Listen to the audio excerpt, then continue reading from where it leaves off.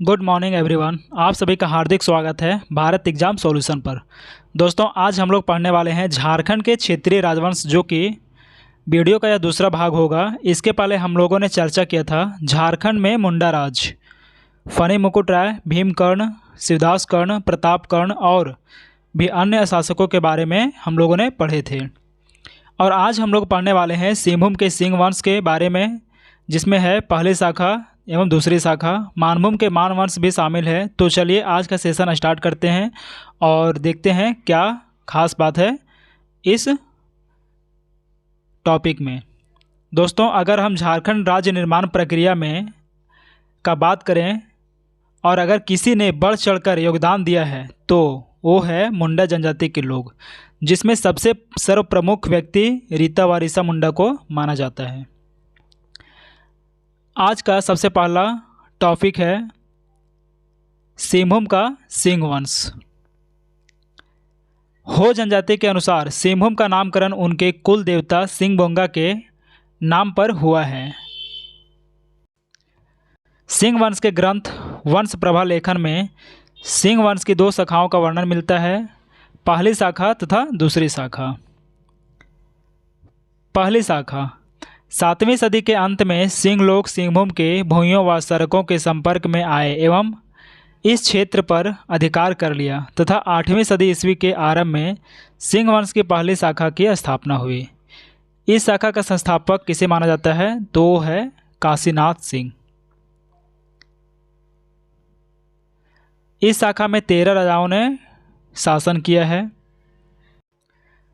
प्रारंभ में इन राजाओं ने छोटा नागपुर के नागवंशियों प्रभुत्व को स्वीकार करते हुए शासन किया, परंतु बाद में स्वतंत्र रूप से शासन करने लगे।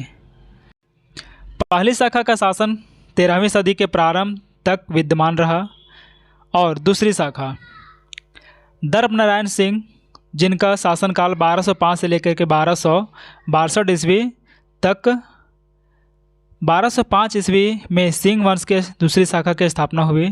किनके शासनकाल में तो वो है दर्प नारायण सिंह के शासनकाल में। इस वंश का दूसरा शासक युधिष्ठिर हुआ 1262 ईस्वी से लेकर के 1271 ईस्वी तक, जिसकी मृत्यु के बाद कांशीराम सिंह शासक बना। कांशीराम सिंह महिपाल सिंह का उत्तराधिकारी था। यह परवर्ती मुगल शासक बहादुर शाह प्रथम का समकालीन था। कांशीराम सिंह ने बनाई क्षेत्र में पोरहाट नामक नई राजधानी बनाई। कांशीराम सिंह के बाद शासक अच्युत सिंह ने शासन किया।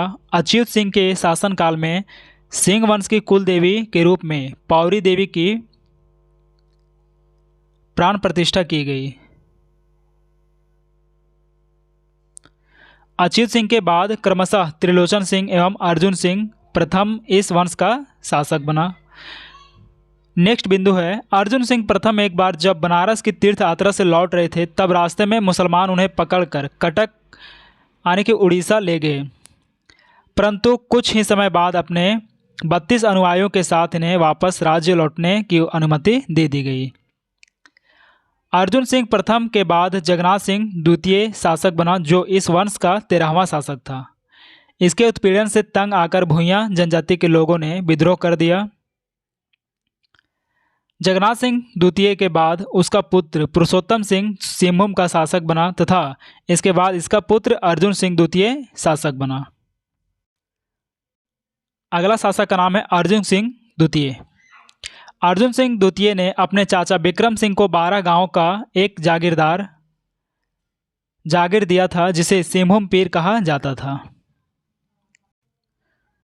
विक्रम सिंह ने अन्य क्षेत्रों को इसमें मिलाकर इसका विस्तार किया तथा इसकी राजधानी सरायकेला को बनाया। बाद में यही सरायकेला राज्य बना। नेक्स्ट पॉइंट है विक्रम सिंह ने पटकुम राजा के शासित क्षेत्र कांड तथा बक्साई पीर पर कब्जा कर अपनी उत्तरी सीमा को विस्तृत किया। इसी प्रकार उसने उत्तर पूर्व में गम्हरिया व खरसावां पर भी कब्जा किया। नेक्स्ट पॉइंट है अर्जुन सिंह द्वितीय का उत्तराधिकारी अमर सिंह था तथा अमर सिंह के बाद जगन्नाथ सिंह चतुर्थ सिंह वंश की गद्दी पर बैठा। अगला शासक है जगन्नाथ सिंह चतुर्थ। जगन्नाथ सिंह चतुर्थ के शासनकाल के समय पोरहाट क्षेत्र में हो एवं कोल जनजातियों द्वारा उपद्रव मचाया जा रहा था। हो जनजातियों आदिवासियों के उपद्रव को काबू करने हेतु जगन्नाथ सिंह चतुर्थ ने छोटा नागपुर खास के नागवंशी राजा दर्पनाथ सिंह की मदद ली, परंतु हो आदिवासियों ने इनकी संयुक्त सेना को भी पराजित कर दिया। नेक्स्ट पॉइंट है, हो जनजाति के साथ साथ कोल जनजाति के द्वारा भी इस क्षेत्र में लगातार उपद्रव किया जा रहा था। कोल लड़ाका सिंहभूम क्षेत्र से बाहर जाकर भी लूटपाट करते थे। जगन्नाथ सिंह चतुर्थ ने स्थिति को नियंत्रित करने हेतु अंग्रेजों की सहायता ली तथा 1767 ईस्वी में पहली बार सिंहभूम क्षेत्र में अंग्रेजों ने प्रवेश किया। अगला टॉपिक है मानभूम के मानवंश। 8वीं सदी के दूधपानी शिलालेख हजारीबाग और 14वीं सदी में कवि गंगाधर द्वारा निर्मित गोविंदपुर शिलालेख धनबाद से मानभूम के मानवंश की जानकारी प्राप्त होती है। इनका शासन हजारीबाग एवं मानभूम क्षेत्र, जो कि धनबाद में पड़ता है, मानभूम में विस्तृत था। मानवंश के शासक अत्यंत अत्याचारी थे। 10वीं सदी के प्रसिद्ध भूमिज स्वराज आंदोलन इसी राजवंश के अत्याचार के कारण उभरा। मान राजाओं ने सबर जनजाति पर, विशेषकर महिलाओं पर घोर अत्याचार किया, जिसके फलस्वरूप सबर जनजाति ने मानभूम क्षेत्र छोड़कर पंचेत क्षेत्र को अपना आश्रय बना लिया। पंचेत मानभूम का सबसे शक्तिशाली राज्य था। अगला राज्य का नाम है रामगढ़ राज्य। रामगढ़ राज्य की स्थापना 1368 ईस्वी के लगभग बागदेव सिंह अपने भाई सिंहदेव के साथ नागवंशी शासकों के दरबार में थे, परंतु नागवंशी शासकों ने इनका मतभेद हो गया। इस मतभेद के बाद बड़का गांव क्षेत्र में कर्णपुरा आ गए तथा यहाँ के स्थानीय शासक को पराजित कर इस क्षेत्र पर अधिकार कर लिया। धीरे धीरे उन्होंने अन्य 21 परगना भी अधिकार प्राप्त कर लिया तथा इनको मिलाकर रामगढ़ राज्य की स्थापना की। बागदेव सिंह ने अपने शासन को अस्थायित्व प्रदान करने हेतु समय समय पर अपनी राजधानी को हस्तांतरित किया। रामगढ़ राज्य का सर्वाधिक उत्कर्ष दलेल सिंह शासन काल हुआ। दलेल सिंह 1667 से 1724 तक रामगढ़ का शासक रहा। 1718 ईस्वी में दलेल सिंह क्षय राज्य के राजा मगर सिंह की हत्या कर उसके कई क्षेत्रों पर अधिकार कर लिया। हालांकि 1724 ईस्वी में मगर सिंह के पुत्र रणभस्त खां ने दलेल सिंह को पराजित कर अपना राज्य पुनः प्राप्त किया। दलेल सिंह के बाद विष्णु सिंह 1724 से 1763 ईस्वी तक रामगढ़ का शासक रहा। विष्णु सिंह ने क्षय राज्य पर पुनः कब्जा कर लिया तथा 1747 ईस्वी में रामगढ़ राज्य पर भास्कर राव के नेतृत्व में मराठों के आक्रमण तक यह विष्णु सिंह के अधिकार में ही रहा। नेक्स्ट पॉइंट है 1740 ईस्वी में बंगाल के नवाब अलीवर्दी खां ने हिदायत अली खां को रामगढ़ से वार्षिक कर वसूलने हेतु भेजा। हिदायत अली खां ने रामगढ़ का वार्षिक कर 12,000 रुपये देना तय किया।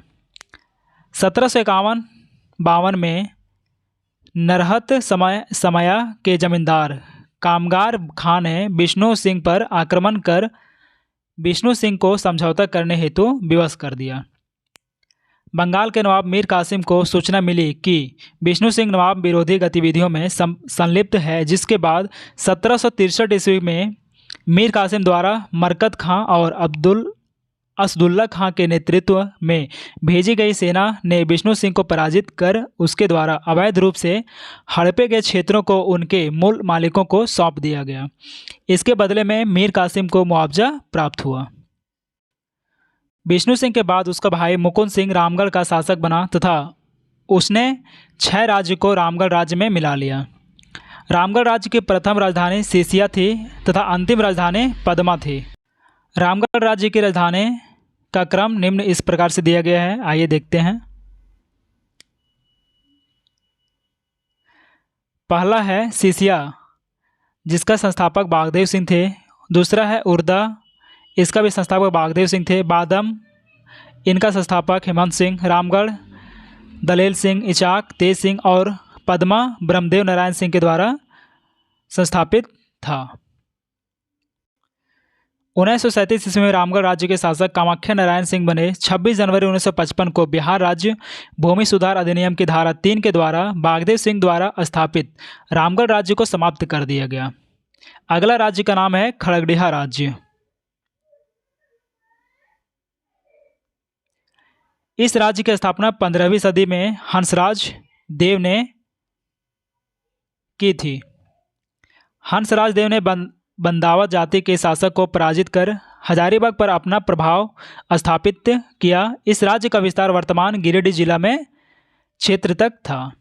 हंसराज देव मूलतः दक्षिण भारत का रहने वाला था तथा उसने उत्तर भारत के ब्राह्मणों से वैवाहिक संबंध स्थापित किया।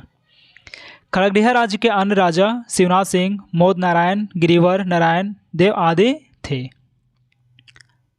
अगला वंश का नाम है ढालभूम का ढाल वंश। ढालभूम क्षेत्र का विस्तार सिंहभूम में था। ढाल वंश शासनकाल में नरबलि प्रथा का प्रचलन था पंचेत राज्य में। अगला राज्य है पंचेत राज्य। पंचेत राज्य मानभूम का सर्वाधिक शक्तिशाली राज्य था। इस राज्य का राजचिन्ह कपिला गाय का पूंछ या चंवर था। इसी कारण इस राज्य के राजाओं को गोमुखी राजा कहा गया। दोस्तों, आज का क्लास यहीं समाप्त होता है। झारखंड का क्षेत्रीय राजवंश का यह दूसरा वीडियो पार्ट 2 था। उम्मीद करते हैं आपको यह वीडियो पसंद आया होगा। यदि आप इस चैनल पर नए